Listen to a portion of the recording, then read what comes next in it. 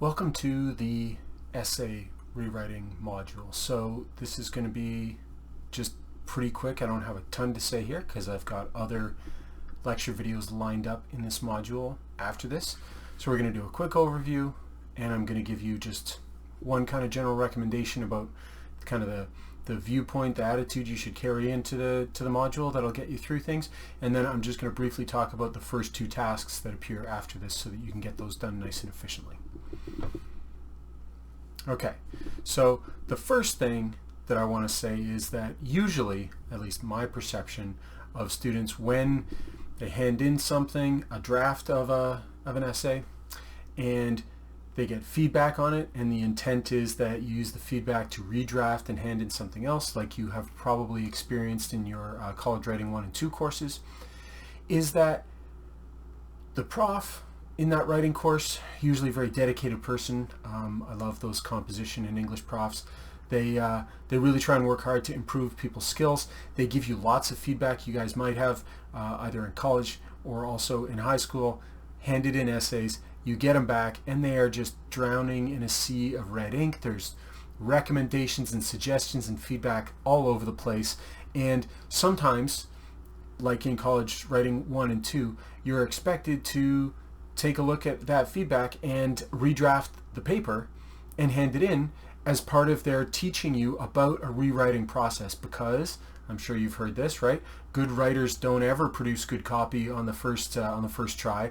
It's all about the process of writing, right? The brainstorming is important, research is important, but it's the produce a draft, let it sit a little bit, come back, take a look at it, reassess it, or hand it out to other people for feedback, and then improve it every time through, right? The typical reaction, or at least when I used to teach intro philosophy and assign essays and give stuff to students, was that I found that I would write quite a bit of feedback. I usually wasn't super good at making it like a good mix of negative and positive feedback. I got better, but I used to be pretty negative right at the start, just pointing out the mistakes and not pointing out the things that people did well. But in any case, you'd hand back a paper with hopefully not drowning in a sea of red ink, right? But with, some recommendations, right? Some, hey, you want to look at this, you want to rework this is an issue, those kinds of things. And then if you assigned that, you said, hey, rewrite this, take into account my feedback, and let's get a second draft of this that'll hopefully be better. The thing that I observed when I got those second drafts back was that people wouldn't take all the advice that I had given, all the feedback into consideration. And that's, to be expected. Sometimes you can't address everything, right? But what usually would happen is that in that revision process, if I had given, say, 10 things or 5 things to address and improve, that typically what would happen is the student would take a look at those things, realize which ones required heavy rewriting and scrapping of large portions of the paper and which ones didn't. And they would start with the kind of the easiest stuff, and of course they would probably run out of gas or run out of time before they got to very many, if at all, of the kind of the feedback that required substantive rewrites. And then they would hand that back in. And so I was really dissatisfied with kind of the quality of the rewrite, the progress that had been made in that rewrite, because I thought that was basically what was being taught to students, was take a look at that, pick half the red ink to pay attention to, and because you're in charge, you pick the half that's kind of easiest to address, which is going to tend to be the more superficial stuff that isn't going to touch the main big content related issues with the paper. Massage that stuff, which usually reduce to kind of surface proofreading and small edits rather than complete overhauls of the paper, and you would hand that in.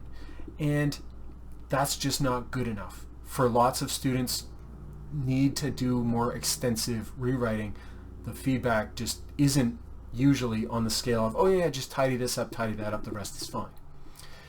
And I know this is going to be harsh, but most of your essays, even if you're a student, I expect most of you got A's and B's in high school English, but most of you do not write good essays. you write formulaic essays. You write pretty weak essays. They're not good enough. When you get into your major courses, especially if you're in a humanities or social science or any kind of course where, any kind of course of study, any program where a large element of it is having to communicate with other people, because what I'm saying here is mostly directed towards writing, but it's also going to apply to speeches or presentations that you do, where you have to also as well similarly have an organized message assembled to send to people, whether it's by voice or by words printed out on a page, right? Is that if you're in one of those kinds of majors, that is one where you're not just churning out really formulaic lab reports or other kinds of things that are really structured in a totally kind of regimented way, you're going to need to improve up your game when it comes to essay writing, and you should get instruction on that from those profs. But if I can help boost it now before you get into those courses, then your adjustment into those writing heavy, those things that those profs later on in the junior and senior level courses, the stuff that they require and stuff that they're going to expect, you'll have a much easier time adjusting to that level of expectation if I can give you a boost here. And so that's my goal. And so I don't want this. And I have found that it was very difficult to craft any feedback I would give to students that wouldn't be interpreted in this kind of way, where they would just students would pick and choose what revisions to do and would inevitably pick the easy stuff to fix and fix that, and not really fix the other stuff, and not really understand that the other stuff was like 10 times more important to fix than a few spelling mistakes or awkward phrasings or things like that. And I think you have been well trained enough in this kind of thing that I have given up trying to do it this way, that if I ask people to rewrite essays, that even opens the door a little bit to this kind of method, that you'll take it because you're lazy, and lazy's good, right? But if it's not producing the output, the growth, the development of the paper that I want, then I have to kind of close that door really firmly so that you're not going to take it. I have to make that route really hard by basically just outlawing it, and get you going another way. And so what this module is going to do is it's going to take that dumpster fire of an essay that you bring, and what we're going to do is we're going to use our mapping skills that you have started learning with the listicle, and we're going to apply it to the essay, and you're going to produce a map, and it's going to be really, really modest at the start because it's a dumpster fire of an essay, but we're going to develop and grow and deepen that map so that it becomes a more impressive piece of reasoning. And then once we've done that, totally without doing any writing, totally without massaging phrases or sentences and moving paragraphs around or anything else that you would typically do, we're just going to live in the world of the mapping process and growing the map. Once we get a map that we're happy with, then we're going to convert it from a map back into an essay, completely short-circuiting and avoiding this whole process here.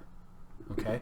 And what I'm hoping is that, of course, this is going to be harder in that it's going to require more work and more thought than the usual revision process that I see students doing, which is bad, to be fair, right? But it's going to be much less stressful than this, and it's going to end up with getting you a much better grade. So my argument to you is that this is going to be much more useful, and once you experience it once, because I force you to, well, because I'm encouraging you to, I can't force you to do any of this stuff. You can stop working at any time and sit pretty on the points that you've banked so far and not do any more work in the course. You can stop at any time. But if you're ready to go through this, that's what we're going to go through, and I'm hoping at the end, or maybe at whatever point you reach, if you don't reach the very end where you're rewriting this essay based on a map that we have built and grown, that you'll get some sense that this is actually an objectively better process for you, and that you will use it, or large parts of it, for other essays that you need to rewrite, plus even essays that you haven't written yet, because there's no reason why we have to start with an essay. We can just start right here. We can start with an initial idea for an essay and develop it purely through maps, and then only at the end convert the visual logical map into writing. So that's kind of the goal of this module, is to teach you a fundamentally different way to approach essay writing that is much less about writing and the mechanics of writing, and much more focused on the goal of writing, which is to communicate a particular argument. Okay? And so this is a fundamentally different way of writing, so I'm trying to stay away in large part from all the other writing instruction that you've received, because we're doing something totally different here. And I have to break it up into small steps because it's so different. I have to break it up into steps, and sometimes I have to do the Miyagi thing, where I'm going to get you to do something without telling you what it is that you're doing, but bit, and then we're going to build something, and then only after a few steps will you be able to look back and realize, with maybe my help pointing it out, what we've achieved so far. You'll be able to recontextualize what might have looked like kind of arbitrary steps, and be able to see the reason behind them. But you won't be able to see the reason now. So the scaffolding that we're going to be doing here is, well, I mean, the first one's basic. We have to find a good essay for you to rewrite. Anything that you have previously written that you can get your hands on. Okay, we are going to, in the second step of this module, extract any goodness that's in the essay, and by that I mean the thesis and some of the main argumentation. We're gonna suck that out, and then we're going to use that to start building a more sophisticated and deeper map, starting with the thesis, going down to the top row, and then branching out and deepening, and then at the end doing the ARG evaluation formally by dressing up our map with those elements. And by cutting it into steps like this, one, we're going to make it much less overwhelming for you, and two, as we successfully do each one, I think you're going to be able to see, I'm promising you this right now, hopefully my promises will be met and we'll see them, that as you do a good job on each one of these, it's going to make the next step easier than if we kind of tried to do them all, or if we didn't ensure that this step was good before proceeding to this step, for example. And so what I'm really saying here is that we're going to have, if I go back to here, you can see I've kind of got a sequence: thesis, first row, branching out, then ARG. It's largely going to work like that, and it's set up in the module like that. First we're going to be happy with the thesis, then we're going to build a first row and get happy with that, and so on and so forth. But really, and outside the context of this course, it's more of a cyclical process, like the analysis and evaluation that cycle that I showed on like the orientation of the course slideshow and video. The thesis is kind of a linchpin of things, right? But as you develop the thesis, then the main reason branches, then you build down, and then you reflect on it as you do your evaluation. Well, that reflection is then going to feed back to the thesis, and perhaps if you find some weaknesses, that's going to require some change to the thesis. But it's even kind of more complicated than that. It's not even this simple, right? So it's not a linear sequence. Do this first once and then leave it and on to step 2 and never have to go back to step 1. No, you'll have to go back to step 1. But it's even more complicated than this. It's more like this, where you do the thesis and you get a little bit happy with that, and then you start working on your main reason, identifying your main reasons. And then you do a little bit of R evaluation to check to make sure that those things that you placed in them as the main reasons, in fact, are relevant for the thesis. And then you start building down, and you're still evaluating relevance there to make sure that the information, the assertions that you put lower down on the map are under things that they actually support. And then you do your ARG reflection, maybe a little bit formally, right? But as you can see, we're at least doing R all the time here, and we're probably doing A, not just at the end here where we say, okay, is my map as it is right now, does it start at acceptable places? As we're building down, we're doing A as well too, because we kind of have to ask that question, because we have to know kind of at least tentatively, provisionally, when to stop building down. right? When to stop adding boxes under and under and under and under, right? And so this ARG reflection is going to, you know, have some acceptability consequences, which might require more building down because we realize that a particular starting point just isn't going to be acceptable to the audience for the piece of writing that we're making. We're going to have some G results that might identify unacknowledged objections or groups who have not yet been persuaded, and we're not going to use that and just point fingers and laugh at our argument because it's ours. We're going to want to improve it, so we're going to use that information to feedback and add more reason branches or add objections that we are then going to have to present and consider and respond to and things like that. And it might get to the point where as we do this ARG reflection and we reflect on everything that we kind of add in our paper, that might make us nudge the thesis because the argument that we use to support it might not be good, but the fix might not be to change this part of the map. It might just be to change this one box here so that the fit between the claim, that the overall goal of the argument, and then the support that you get, those things have to match up and fit each other. And so there's always two choices to make when you're trying to improve the fit between that argument. It's change one thing or change the other thing, right? So doing an ARG evaluative reflection on how persuasive our essay is could result in a tweak to the thesis so that it better matches the arguments that we've presented in the map itself.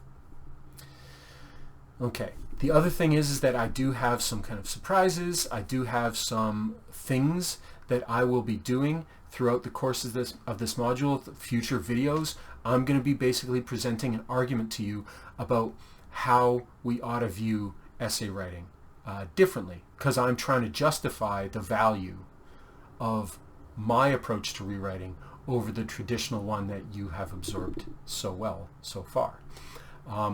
And so that's going to be sprinkled in as we go. And it's going to apply specifically. I'm going to be presenting this argument about how you ought to think about and approach essay writing and rewriting, specifically in university, right? But I also hope that the kinds of things that I'm going to say aren't just going to be kind of useful to you in the university context of writing term papers, but that the kinds of things that I tell you you ought to be thinking about when you're doing any kind of writing, any kind of persuasive writing or speech or things like that, it's going to apply to those things too. That the mapping techniques we do here and that you're practicing and developing habits of critically thinking about your writing, they are going to apply to any field of study. They're going to apply to any future career. They're going to apply to casual conversation across the dinner table, everywhere, right? But particularly here, we're going to be focused on like written communication of persuasive arguments, right? So there are going to be places where I'm going to kind of maybe spring surprises on you or have grand reveals, and I don't want to spoil them right now, so I am restricting the kind of things that I'm saying. You'll learn about them as we go. All right, so now I just want to quickly cover the next two tasks that you have to do in the module. The first one is we got to find a good essay to use, okay? And you might be thinking, I haven't written that much. I've written this kind of paper and this kind of paper and this kind of paper, but none of those are argumentative papers like maybe you think I'm looking for. Let me reassure you, almost any writing that you have produced in a university or even a high school context is going to potentially count for me as a totally appropriate essay for us to work on, okay? Pretty much anything that's not creative writing or journaling is going to be argumentative. Even market analysis reports, business case studies, lab reports, all of those things could work, okay? But probably what's going to happen is you're going to identify something from College Writing 1 or 2 that you probably already have rewritten in the context of that course, and you're going to pick it, and you're going to, and that's okay. I would prefer that you picked something that you currently don't hate to look at, right? Pick a paper that you wrote that that you already kind of know about, that you didn't mind in the end writing about so much, that it was kind of maybe interesting or in your zone, rather than something that you already hated, because we're going to be spending a lot of time with it, so I don't want you to pick something that you're miserable spending more time with. And in terms of size, I don't want anything super short, okay? But I also don't want anything super long, right? So don't pick something that's less than 2 pages, because it's really, there's not enough there for us to really use. It's going to have to be like at least 2 pages. But also, especially if you're a junior and a senior and you've written some longer papers, that's going to be too much work to pick something that's 10, 12, 15 pages. It's just going to be too much to work over. So pick something a little bit more modest that doesn't have so much stuff in it, okay? Those are the kind of essays that I'm looking for. If that doesn't give you much help, then the solution is submit something so that I can look at it and give you individualized feedback, okay? Do not email me something and say, I was wondering if this would work. Could you tell me if it does? Submit it, okay? You should know by now that this course runs around a resubmission, liberal resubmission policy. You get unlimited tries for these kinds of things. So I want everything submitted in Canvas. That keeps it all in one place for me. And if it's good, I only have to grade it once. If you send me an email of something that you aren't sure of, then I have to email you back and say, yeah, that's great. And then you have to submit it again in Canvas. And then in Canvas, I have to go in and say, yeah, that's great. You've just given us both extra work. Why don't do that? Okay, just submit it in Canvas and I will give you feedback there about whether it's appropriate or not. Because there's no downside, right? If I hate it, you don't lose any points. You just fail to gain some. And you always have the chance to try again with the benefit of my feedback. Okay? The second task, after I sign off on an essay and say, yep, that looks like a good one for us to work on, is to do the second task, which is to fill out a reverse outline worksheet. It's pretty straightforward. There shouldn't be anything tricky here. It's just read your essay, extract the information that I asked for, and then I basically completion grade this. Basically, I look and see, have you sufficiently filled out the worksheet? I'm not really going to critique what the contents of the boxes are unless you put in wildly ungrammatical responses or something like that. I do want complete sentences filling out that worksheet, okay? And then after the reverse outlining, we're going to throw the before essay away. So I had the diagram up there where we're going to town on this using maps. We're not going to look at that essay again. We're going to do a rewrite without looking at the essay. The reverse outline worksheet is going to extract the things that we need to get started, and we're usually not going to have any need to take a look at the before essay again. Okay? We might need to look back at some point to collect some more sources or other information that was in there that we didn't put into the reverse outline worksheet. But probably not, and even if we do, it's not going to be a lot. So what I'm saying is we're going to use the before essay for the first 2 assignments in this module, and then we're not going to talk about it anymore. We're leaving it behind, and we're leaving it behind to really make a clean break with that usual rewrite process, because if I let you keep that around, you're going to get sucked back into the usual rewrite process you've learned, and I don't want that to happen. All right? So that's what you need to do next. Find that good essay. As soon as I sign off on it, start the reverse outline, submit that, and then we're on to the next thing and on to the next thing, and watching more videos where I kind of clue you in a little bit step by step. Mr. Miyagi, I'll be like, no, paint the fence like this, right? I'll give you maybe a little bit of proper form and give you a little bit of clues about why we're doing what we're doing the way we're doing it.